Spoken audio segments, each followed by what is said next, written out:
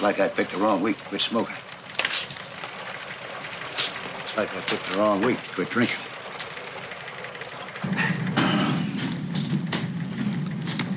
Looks like I picked the wrong week to quit amphetamines. How are you? Looks like I picked the wrong week to quit sniffing glue. You unmuted yourself and then muted yourself. Yeah, Lloyd, but it's a great week to start a new podcast. I'm Ed Bishop. This is Just a Fan in the Stands, and coming up next, I've got the Kansas City Royals and Hallmark's new partnership to put a new ball yard right in the heart of the heartland.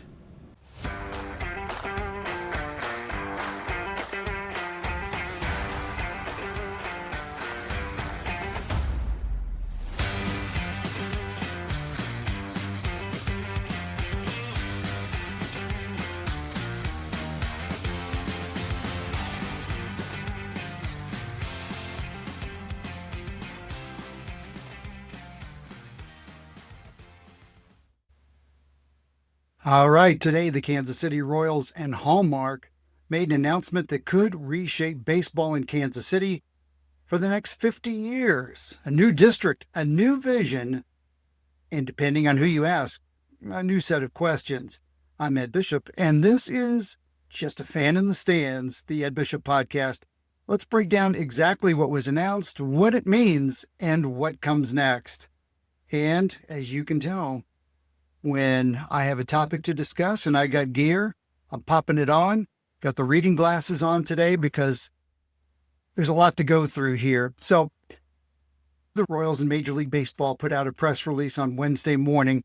The team has formally committed to building a new ballpark in partnership with Hallmark. I worked for Hallmark in the 1990s, had a great time there. I've covered pretty much every inch of that campus at some time or another, and the project is described as a transformative mixed-use district anchored by a next-generation Major League Baseball stadium.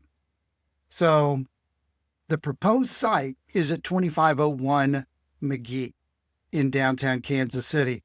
It's the former Hallmark, or soon-to-be former Hallmark, headquarters building, where I once had an office on the 8th floor, but it is going to be torn down. Hallmark will be getting a new headquarters on the 85-acre site where this new Royals ballpark is going to go. The ballpark you see here in the slide is sitting on that headquarters site. It will be dug down like Chavez Ravine in Los Angeles, and the stadium's profile will only rise 30 feet above grade. So when you enter, you will be coming in pretty much high up like you would in Dodger Stadium. In Dodger Stadium, you come in on like the second or third level and then go down. So this is meant to keep the stadium from being intimidating or a monolith, and it's supposed to fit in with the surrounding and already existing Crown Center development. So this area has long been proposed as a new home for the Royals. And as you may recall, back on April 9th, there was a Washington Square site. We'll get into that in a minute. And the city proposed $600 million towards that. So we'll cover the finances as well. But what this does is it provides 85 acres, most of it already existing, from the Crown Center redevelopment area that stretches all the way down to the front edge of the Washington Square Park site and all the way back to Pershing Road, just behind where the Hallmark headquarters stands today. And it also covers from Main Street on across to the outside road on the east end. And it will be basically a chance for Hallmark to redevelop its property and the Royals to create a new identity. Okay, so let's cut to the chase. Let's take a look at the fun stuff, the sports business side, money and politics. So what we've got is a new ballpark and surrounding district, going to cost an estimated $3 billion by the time they get done. Of that, the Royals and their partners are committing to $1.9 billion, or roughly 2/3, which is pretty good in today's sports building environment.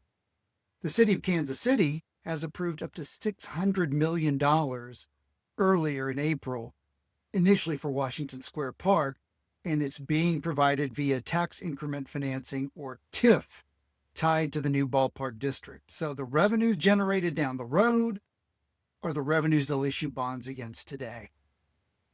The state of Missouri's potential contribution to keep the Royals in Missouri could add another 274 up to 350 million via the Show Me Sports Act, and that would help for immediate construction, plus another 15 to 17 million for maintenance and upgrades annually over the 30-year lease. And that is capped based on actual revenues, but this would be very helpful in getting the Royals and Hallmark closer to that $3 billion mark. This act was originally created to keep the Royals and Chiefs both in Missouri.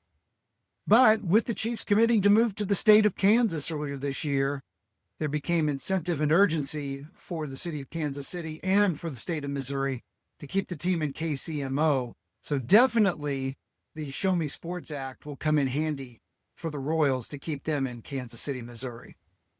Also, what should help the Royals here is the 85-acre site belongs to Hallmark Crown Center. And so with the existing hotels, shops, and underground parking, you have a district that already exists. It's there. It may need some sharpening up. There's like 30 shops or so that already exist. There's hotels, the old Weston Crown Center, hotel that may have changed names by now. I knew it as the Hyatt Regency just down the street, right next to Washington Square Park. Those amenities that already exist should save on some of the investments. So Hallmark's role. And John Sherman, who is the CEO of the Royals, has a long-standing relationship with Don Hall Jr. But if you go back even further to when Ewing Kauffman founded the Royals, he turned to Hallmark to look for the inspiration for the team's logo. The Royals are named after the American Royal, but if you look at designer Shannon Manning, who worked for Hallmark back in the late 60s, he developed a number of different logos that eventually turned into that iconic crown with the KC and the R, and which even more recently has morphed into the KC on the crown. But that crown mythology began at Hallmark in the late 1960s in time for the Royals to debut in 1969. So these two organizations have a long-standing relationship, and now, as they say, it's the great circle of life. They're coming back together. So why the Royals and Hallmark? Well, you've got Hallmark, you've got the Royals. They belong together. So if you look over on the right side, the new slogan is Forever Kansas City. And if you look above the A, you see the Hallmark crown. And if you look above the T, you see the Royals crown. So that was the slogan that was premiered with this during Wednesday's release. The idea being that Forever Kansas City is basically emblematic of both Hallmark and the Royals. Now, we've seen these kind of slogans before. The A's are on their way to Las Vegas via Sacramento. And when the Raiders moved to Las Vegas, the A's said, we're rooted in Oakland. But the case turned out to be they weren't rooted in Oakland. They could not come up with a ballpark deal. Oakland could not come up with a ballpark deal. Now they're in Sacramento and on their way to Vegas in the next couple of years. So here, the one thing we know is we're already 80-90% of the way down the road. There's still some contractual things that have to be done, some things with the state. But because of the relationship that already exists between John Sherman, Don Hall Jr., and the fact that everybody finds it in their interest to keep the team in town, this Forever Kansas City should be pretty close to a done deal, if not a done deal. So when we get to what Kansas City will look like when this ballpark opens, hopefully in 2030, they're going to break ground next year in 2027, according to John Sherman. Okay, so the groundbreaking is in 2027. And after 30 to 36 months of construction, what you end up with is a Kansas City that looks like this in the 2030s. And you will see the ballpark now sits on the site of what was the Hallmark headquarters building, where I used to sit on the 8th floor. So who knew? I was already sitting in the euchre seats back in the 1990s. And when you're just a fan in the stands, that's pretty much what you do. Also, out beyond center field, out beyond left center field, will be the Royals offices directly behind the seats. According to John Sherman, behind that will be the Crown Center shops. They will still hold Christmas, Irish Day festivities for St. Patrick's Day.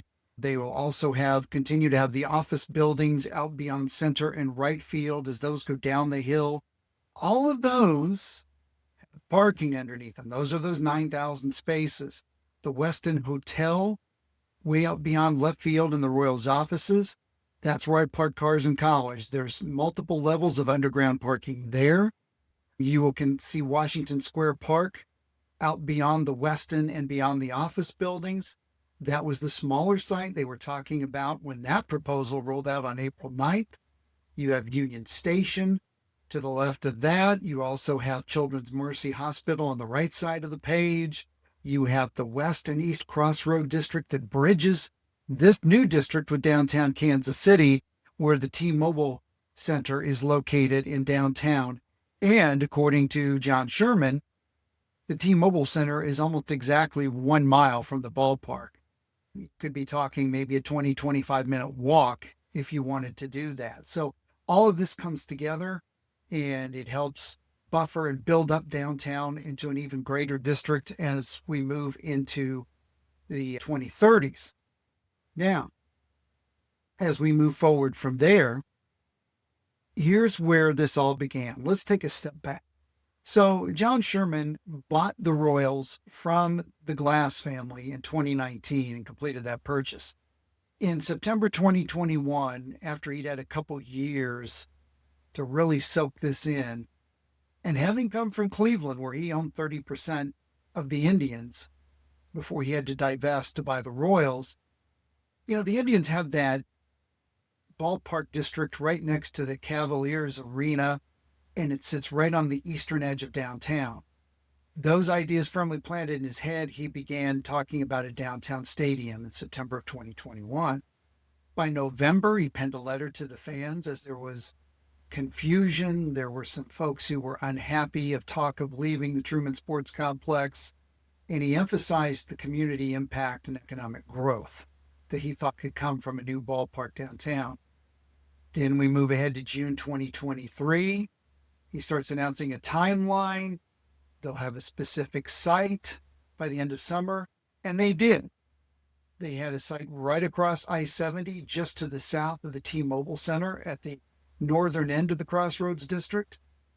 That and a huge remodel at the Truman Sports Complex for the Chiefs went before the voters in April of 2024, where they rejected question 1. And what that would have done was not an incremental tax, but it would have been the continuation of a 3/8 cent tax, and that would have been used to fund both the new stadium for the Royals and the renovations for the Chiefs. But it got blown up at the ballot box. By April 2026, we had gone down the Royals exploring Clay County, the eastern edge of downtown, coming back downtown, and finally, a couple of weeks ago, the city council proposing the Washington Square site. And then, of course, on Wednesday morning, he announces that they've officially come to an agreement with Hallmark. And John Sherman has been a good friend and has worked on civic and philanthropical endeavors with Don Hall Jr., the leader of Hallmark Cards, the executive chairman emeritus of Hallmark Cards. They have a long-standing relationship. And when they started talking about Washington Square Park, I'm like, I wonder if this will come full circle at some point, because if you're going to border on Crown Center property, you're going to have to work together to make that happen. Well, now it will happen on Crown Center property with some redevelopment of Washington Square Park and incorporating that into this. And the two parties will really be working together to build this entire district. So April 22nd, Wednesday morning, the transformative project for the new 85-acre development site is announced. There's a press conference. Don Hall Jr. is there. John Sherman's there. It's going to combine the stadium a new Royals headquarters, a new Hallmark headquarters that will be relocated, and they will take the existing Crown Center and make renovations to it for an entertainment district. A couple of weeks ago, this all started, including the $600 million of proposed financing from the city of Kansas City, with the diagram on the right. And I found this on the internet because it was really interesting. It was proposed by the Kansas City Council, and the project there aimed to transform the Washington Square Park, which was only 4.8 acres, or is only 4.8 acres. They would have demolished the Blue Cross Blue Shield building that is no longer in use, and they would have basically knocked down that parking lot, expanded that to 11.6 acres, give or take, and built a new ballpark there. But when you look at the K superimposed on top of the Washington Square site, well, the K, its footprint currently occupies 18.8 acres. And as a result, you can see the overlap. And it would not have included any transformational entertainment district as formatted, which honestly was the point of doing this whole project. Kauffman Stadium, the Truman Sports Complex, currently sit in an area where there's nothing transformational going on, and that has been the complaint now for over 5 decades.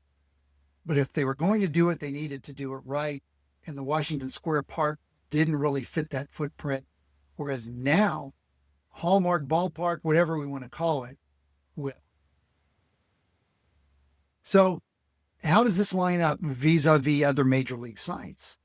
Well, Target Field in Minnesota is the most compact modern stadium. I've been there. Great.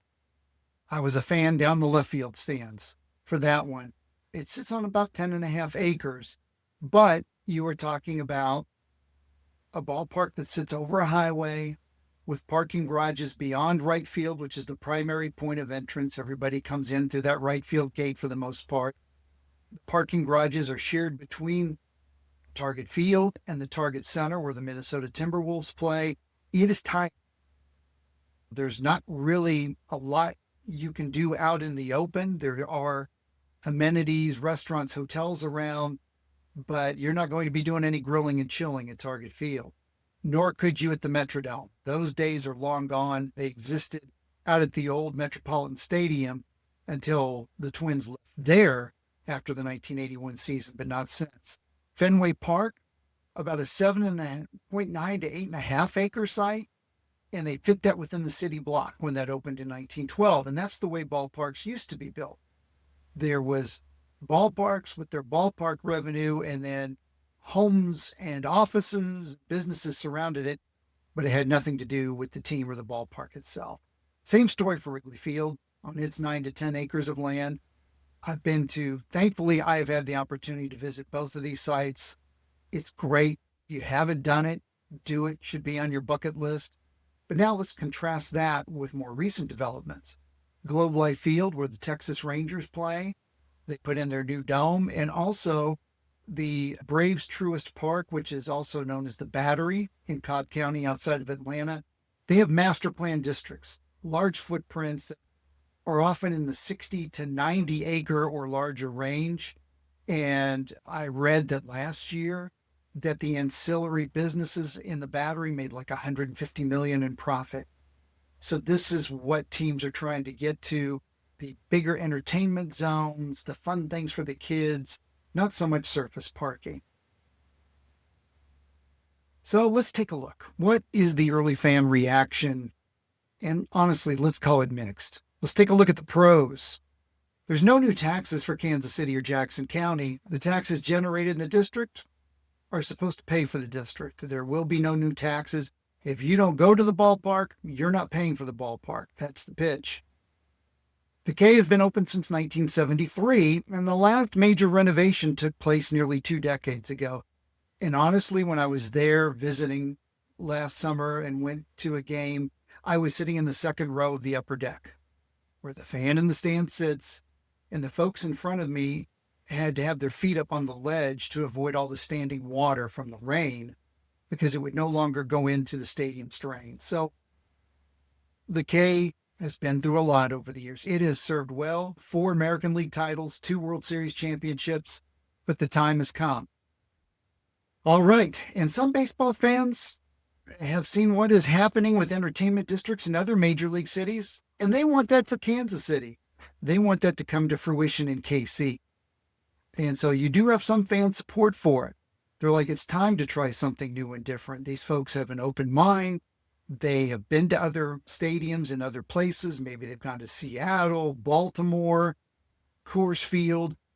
Who knows? Maybe downtown San Diego, a place I still want to go. And they've seen that and they want that for Kansas City. But now let's take a look at the cons.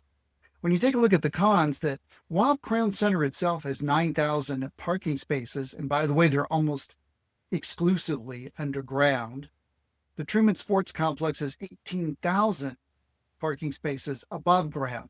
So what this means right away is there's not really going to be any tailgating. And if you tell a Kansas Citian there's no tailgating, you've immediately soured them. Kansas Citians love their cars. Kansas Citians love their SUVs, trucks, their steaks, their hamburgers, their ribs. What they don't like is public transportation, though they're starting to get more used to it with the streetcars. So there's really easy ingress and egress to the Truman Sports Complex in almost every corner of the site. And that and the ability to tailgate make a lot of folks just want to stay at the Truman Sports Complex. Also, those egress, and safety concerns are in the minds of a lot of folks because they harken back to the days of Municipal Stadium when the Kansas City A's, the Kansas City Chiefs, and such teams played there. When they would draw large crowds, there was not nearly enough parking. You had to come in off of Highway 40, the relatively new I-70 once it was built. You had to come in off 23rd Street down to 22nd in Brooklyn. It was difficult to get in and out of. There was an era during the late 60s and early 70s when crime escalated in the area. So a lot of folks went with their parents back then, or have heard stories from family members of the old days, the hassles of having to park in somebody's yard. Maybe you come out, your car battery was missing or your tires were missing. And again, that's a bit of an exaggeration. It's a little hyperbole, but those kind of concerns exist. And those are just some of the cons. So with the streetcar at the new site, coming from the plaza down south, down Main Street by Crown Center, also the streetcar coming out of downtown down to Crown Center, that should help with some of the parking issues. And then again, there are 9,000 extremely, I should say, dry parking spaces because you'll never get rained on. So I'm going to be the glass half full guy. But this should be an interesting road that we're about to go down up until construction is due to begin in 2027. I'll keep an eye on this. We'll keep talking about it. If you've liked what you've seen here and you want to keep talking about it, I invite you to like this video and subscribe so you'll get the future updates on it. Join me again when we talk more about that. I've got something coming up on the new Pittsburgh Riverhound Stadium here in the next few days. Been a really busy week. And like I said at the beginning of the video, it's a great week to start a podcast. I thank you for tuning in. Have a great day.